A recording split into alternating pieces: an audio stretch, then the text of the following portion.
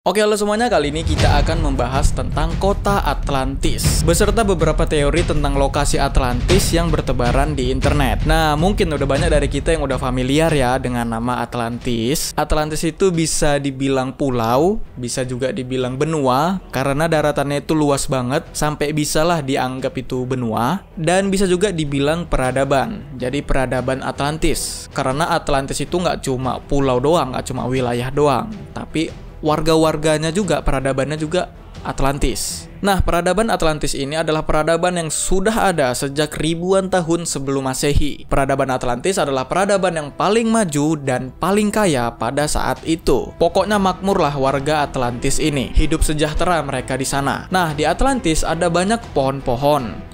Logam juga di sana melimpah, makanan juga melimpah. Berbagai makhluk hidup pun ada juga di sana. Kota-kotanya dibangun dengan pelabuhan dan kuil yang bagus dan mantap. Terus ada jembatan dan kanal dengan dinding dan gerbang yang dibangun seperti cincin yang ada di sekitar Pulau Atlantis. Seluruh komplek, seluruh bangunan yang ada di sana dikelilingi dinding emas dan dihiasi oleh patung-patung emas. Sangkin melimpahnya sumber daya lah itu, makanya seluruhnya itu dikelilingi oleh dinding emas dan emasnya itu dipakai untuk patung yang menghiasi kota tersebut. Di tengah kota yang ada di lingkaran terkecil, di pusatnya, di situ terdapat kuil Poseidon yang dilapisi oleh perak. Terus Atlantis juga memiliki sumber air panas, sumber air dingin, tempat nge-gym, tempat olahraga, lintasan pacuan kuda, dan armada kapal perang yang besar. Dan Atlantis ini bisa mengirim 10.000 armada perang itu. Jadi Atlantis itu padat penduduk, berteknologi maju,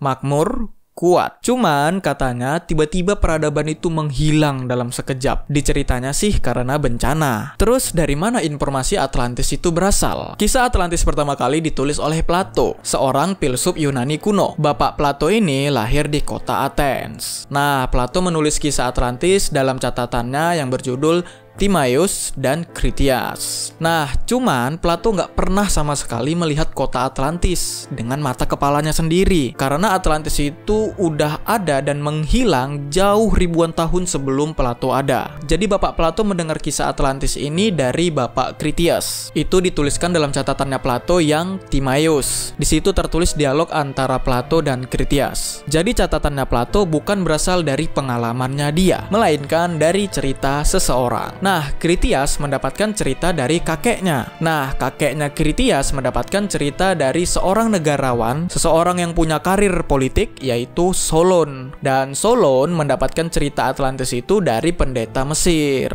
Jadi sebelum Plato lahir udah ada tuh cerita tentang Atlantis. Cuman yang menuliskan kisah itu, yang mencatatnya, yang pertama kali adalah Plato. Yang sebelum-sebelumnya itu nggak bikin catatannya. Jadi nggak ada lagi catatan kuno tentang Atlantis selain dari Plato.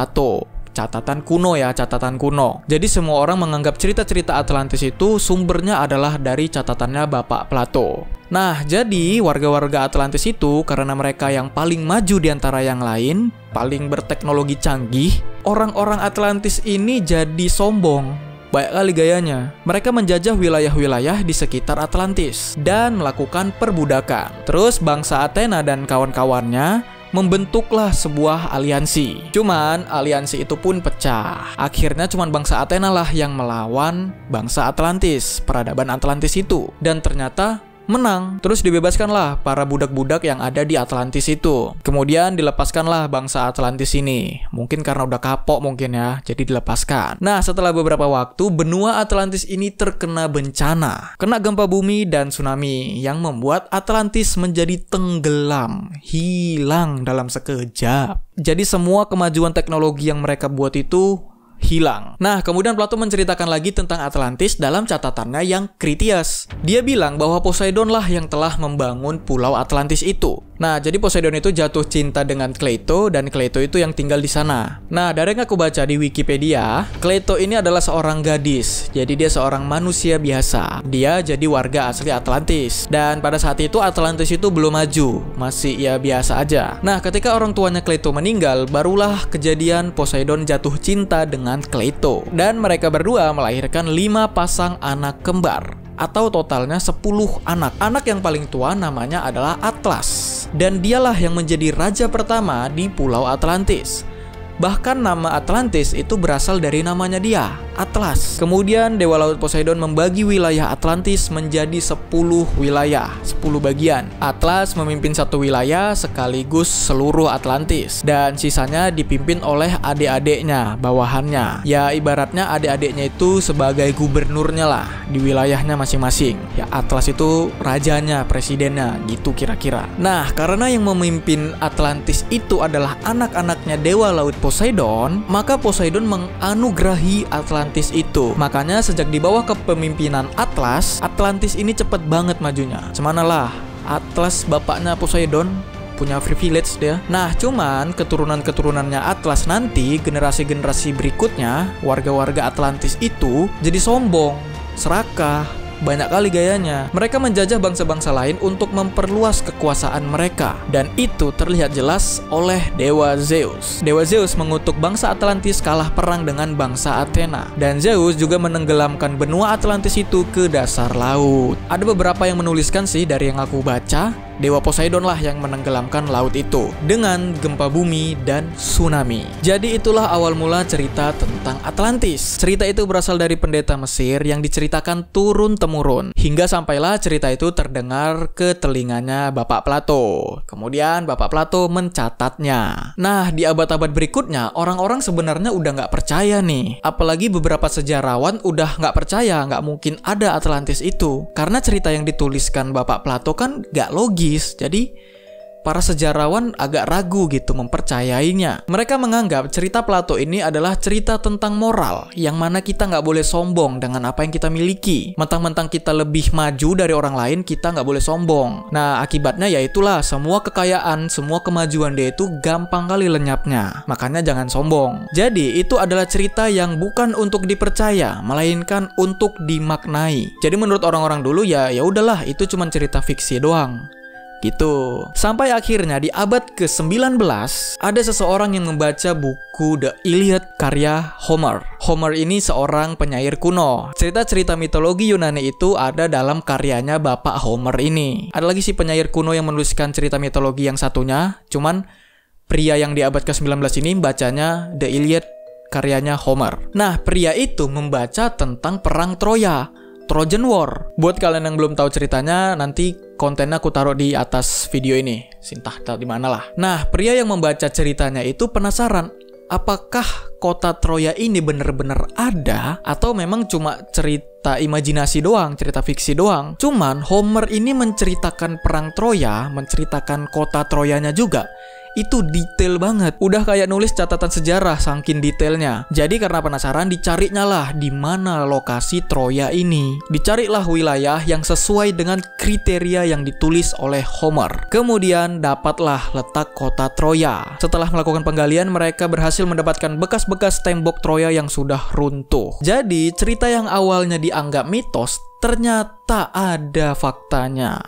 Ternyata cerita yang ditulis oleh Homer itu berasal dari kisah nyata. Cuman Homer ini menuliskannya agak imajinasi karena ada campur tangan dewa-dewi di ceritanya. Tapi ternyata itu dari kisah nyata. Jadi perang Troya yang dianggap mitos itu aja ternyata ada. Jadi karena peristiwa itulah, jangan-jangan Atlantis gitu juga. Jangan-jangan Atlantis itu beneran ada. Ceritanya berasal dari kenyataan. Ya contoh buktinya kayak cerita perang Troya. Yang dianggap mitos rupanya ada kenyataannya, karena ceritanya itu detail banget. Nah, Plato menuliskan Atlantis itu juga detail. Jadi, sejak saat itu orang-orang mulailah beranggapan, apakah bener-bener ada Atlantis ini? Kalaupun bener ada, di mana lokasinya? Gitu awal mula orang beranggapan ada atau nggak ada nih Atlantis. Nah, karena seorang pria yang membaca perang Troya itu. Nah, dalam catatannya Plato, Atlantis itu terletak di luar pilar-pilar Hercules, yang sekarang namanya adalah Selat Gibraltar. Gini-gini, ini Selat Gibraltarnya, pilar-pilar Herculesnya, kemudian di sebelah sinilah Pulau Atlantis itu, di dalam catatannya Plato. Dan karena itulah mengapa daerah itu disebut dengan Samudra Atlantik. Karena menurut catatannya Plato, disitulah letak Pulau Atlantis. Jadi ya wilayah itu dinamai aja Samudra Atlantik. Karena banyak juga yang menduga kalau memang disitulah letak Pulau Atlantis. Oke, kali ini kita akan membahas beberapa teori yang membahas tentang lokasi Atlantis. Yang pertama, di dekat Gibraltar. Oke, lokasi ini udah kita bahas ya. Yang tadi, yang di luar pilar-pilar Hercules, yang sekarang namanya Selat Gibraltar, dan wilayah itu dinamai dengan Samudra Atlantik. Nah, cuman kan tulisannya Plato itu udah berabad-abad yang lalu. Dan ada kemungkinan kalau kerak bumi ini mengalami penggeseran. Jadi kalau mengacu langsung kepada tulisannya Plato, bisa aja salah. Mungkin kalau dulu memang di situ, tapi kan zaman sekarang ada kemungkinan kerak bumi udah bergeser, jadi lokasi Atlantis bukan lagi di situ. Jadi muncullah teori-teori lokasi yang lain. Kenapa mereka menganggap Atlantis ada di Santorini? Itu karena penemuan sejarawan yang menemukan pemukiman warga yang sangat maju di sana, yang diperkirakan telah hancur selama 1500 tahun sebelum Masehi. Kenapa sebagian Santorini itu udah hilang? Karena letusan gunung berapi, yang juga menyebabkan tsunami. Jadi sebagian Santorini itu tenggelam. Jadi sejarahnya Santorini itu mirip dengan ceritanya Atlantis, makanya dianggap Santorini adalah Atlantis. Tapi tetap aja belum bisa dibuktikan. Masih dugaan saja. Ilmuwan asal Brazil, Arcio Nunes dos Santos, ya aku nggak tahu gimana cara bacanya. Kita panggil aja Bapak Santos. Bapak Santos menuliskan buku yang ini, judulnya panjang. Jadi baca sendiri ya cuy, oke? Jadi Bapak Santos ini membandingkan beberapa negara dengan ciri-ciri yang mirip dengan benua Atlantis. Seperti wilayahnya, cuacanya, kekayaan alamnya, gunung berapinya, bahkan bercocok tanamnya juga. Dan Bapak Santos ini menyimpulkan kalau Indonesia lah yang paling mendekati dengan ciri-ciri tersebut. Terus dia bilang Indonesia ini dulu satu daratan, tidak terpisah antar pulau gitu. Nah, gambarnya bisa kita lihat di sampul bukunya lah ya. Jadi awalnya cuma satu daratan, cuman sebagian tenggelam karena bencana alam.